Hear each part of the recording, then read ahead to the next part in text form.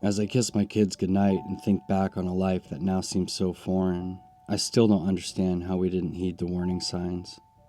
Things were spiraling out of control right in front of our faces, but we somehow couldn't see it. I spent most weekends with my best friend at the time, John, who from a young age of 17 became a major player in our small town. He would usually pick me up where 18 met I-90 so my dad could continue on to work from there. Pills had firmly taken a hold in the valley, and everyone had found their place. You were now either a fiend, a dealer, or someone in between. And what comes with that is a door to darkness you wish you'd never opened. He was a close friend since middle school, so having known him for years, my parents always trusted him to some degree. But in the same breath, if I'm being completely honest, he just never seemed the type. You'd never guess from the look of him he'd have hundreds of pills, a pound of weed, and a stack of cash under a single mattress shoved in the corner of his childhood room, trinkets of innocence still decorating the walls surrounding. We pulled off the exit and John is already waiting for us on the side of the road. I throw my bag in the back of his truck and hop in. "What up?" he says as he shakes my hand and I close the door behind me. "Nothing. The fuck's been up with you?" It had been about a month since I'd talked to him last, and I never really talked to people on the phone, so unless someone went out of their way to tell me something, I didn't hear about it until I was back in town. "Bro, you have no idea," he says as we crest the hill to pull into the Tiger Mountain parking lot. "Everything good? You don't even want to know the shit I've been through this week. Almost had to murk Ben's stupid ass." "Murk, huh? Okay," I said with a sarcastic tone, knowing he's being facetious. "Well, if I would have had this at the time, maybe." He pulls out a Glock with a 30-round magazine from under his seat, sets it on his knee. "Damn, dude, that's sick. Where'd you pick that up at?" "Some kid traded it for an 80. He laughs to himself. "Fucking fiend." "So? What happened with Ben?"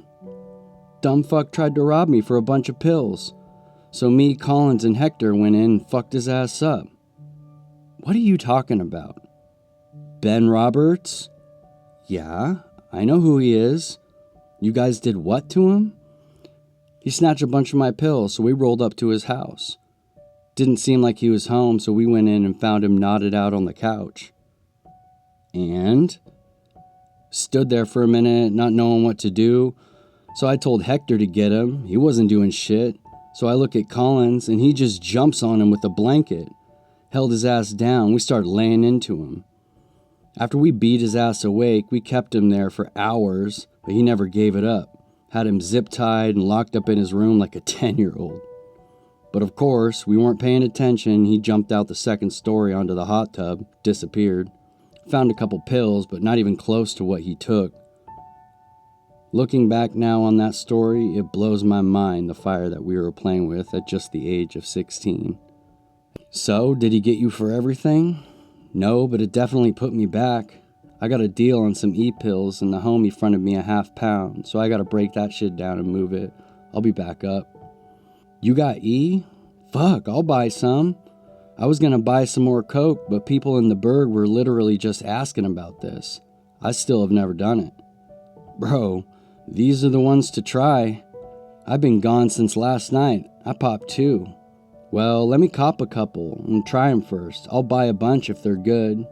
He looks at me with a subdued smile of acquired knowledge that I just wasn't privy to yet. Like he knew something I didn't. We make the exchange and he drops 2 of the double-stacked blue dolphins in my palm, and I instantly toss one in my mouth and the other in my pocket. The start of a drug-fueled frenzy that would last the next 3 days and would test even the limits of what my body could handle. John looks over my shoulder to a pair of lights pulling in behind me and hastily hops out of the truck as a wisp of winter air kisses my face with the swing of the door behind him.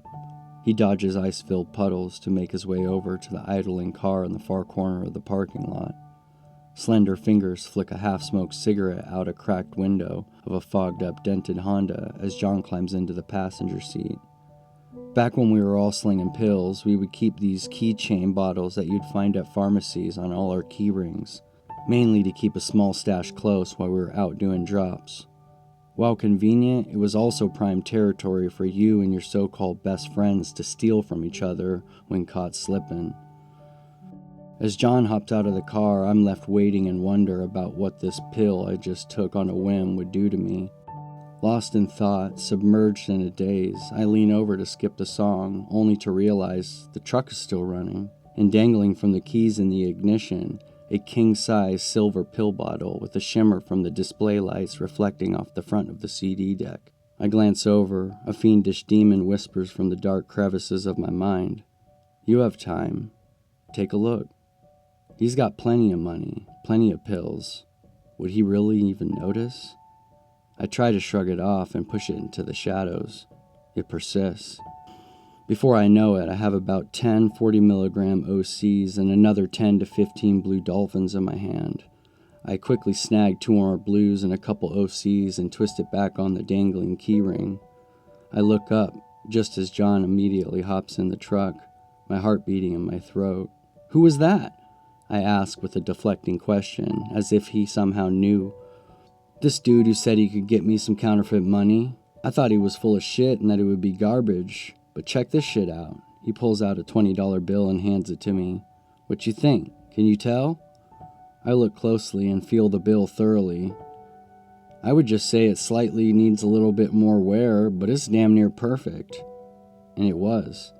"Yeah, I think I'm gonna buy a few grand from him, see who I can fuck with." "Well, let me know if you get some. I'll buy a few hundred if it's cheap." "Yeah, I'll let you know," he says as he throws the truck in reverse and we start making our way down the 2-lane twisted highway that bled back into our bleak existence. We pull up to our buddy Chris's house. Him and some friends were doing a little pre-funk before a party and wanted to try some blues.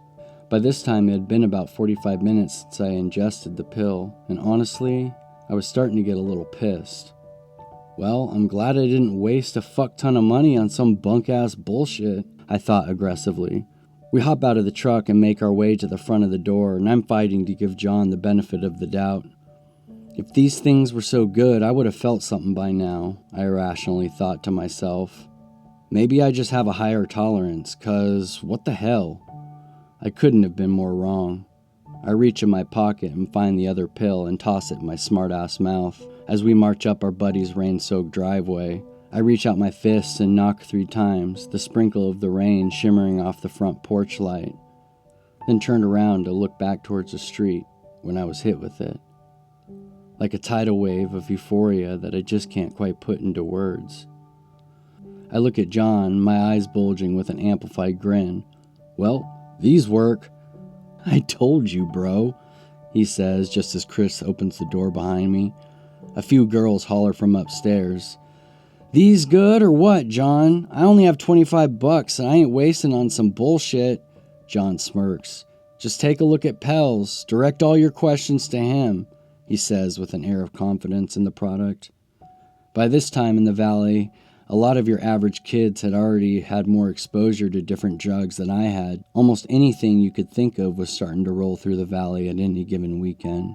Almost like test runs to see what would stick. That was before heroin hit the scene, of course. We get inside, my whole body begins to vibrate with an electric pleasure pulsating every tip and toe. One of the girls begins rubbing the top of my head, and I instantly slip into a catatonic state of ecstasy. The only fitting name I've found for a drug. But this wasn't just ecstasy. These pills would keep you up for days, so in my opinion, there was a hefty amount of methamphetamine packed in there as well.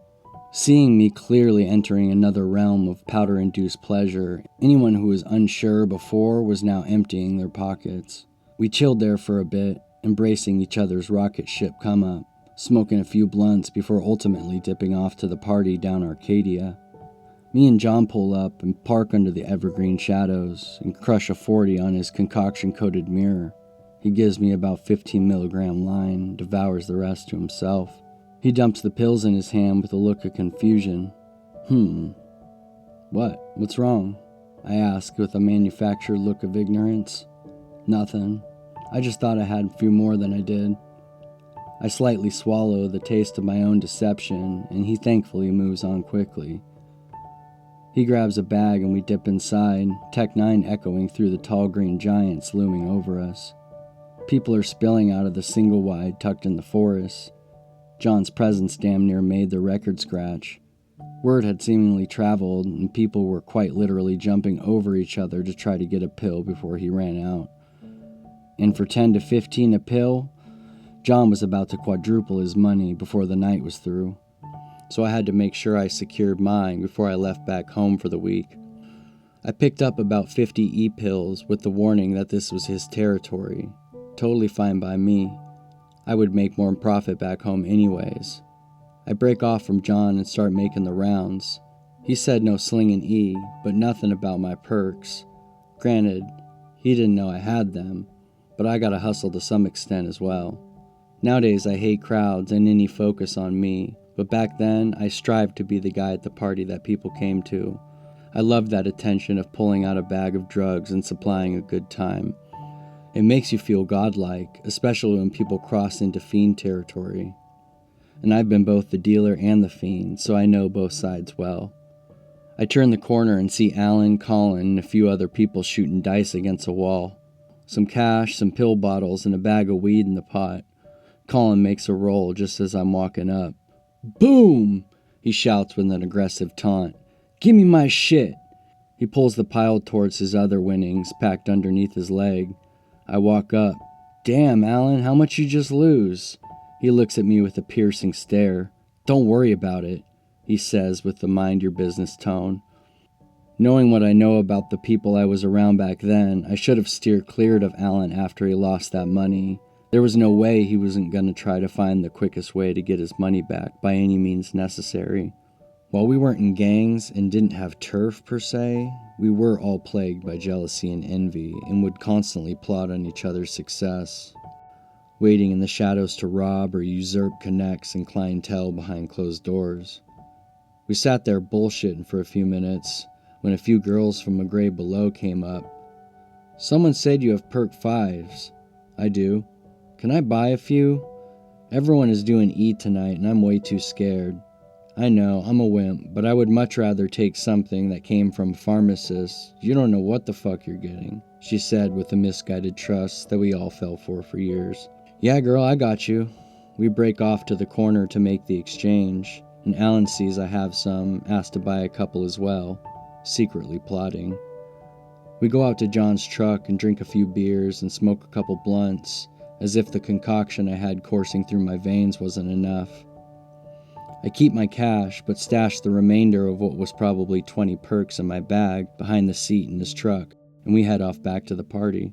A few lines of coke, another 40, and that sunrise was piercing through the dirty glass of John's old F-150, permeating every fiber of my being, as John pulls in the drive to drop me off at my buddy's house for the rest of the weekend. He lets me in, and I instantly collapse on his couch, finally feeling the weight of what I had just put my body through. A little restless, I dig through my bag to try to find my pills, to maybe catch a few more hours of sleep, but they are gone. There was no way I lost them. And so I started asking around, and apparently someone saw Alan crawling through the window of John's truck, but didn't know what he was doing. My guess is he unlocked the window when we were all smoking, just waiting for his chance to go back and snatch him. And I wasn't the only one. Multiple people at the party complained of things missing from their cars and purses. What this taught me was everyone was now out to get you in the valley, and if you were caught slipping, you were the first to get it. So now Alan, my so-called friend since childhood, had to pay. If I didn't come back at him, word would spread that I was weak and prime target for people to get over on, and I couldn't allow that to happen. The life was slowly dragging me into the dark waters, and it was time for this timid boy to sink or swim.